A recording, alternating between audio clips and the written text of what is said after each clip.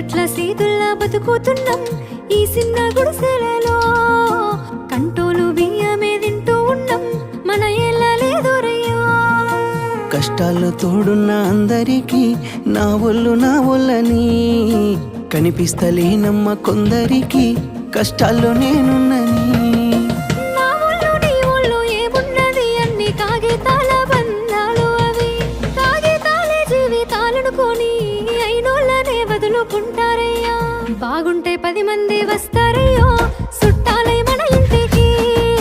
లేకుంటే వదిలేసి పోతారయ్యో అయినోళ్ళే ముమ్మాటికి. చూస్తున్న చుట్టంత కళ్ళతోని జరిగేది నాటకమే.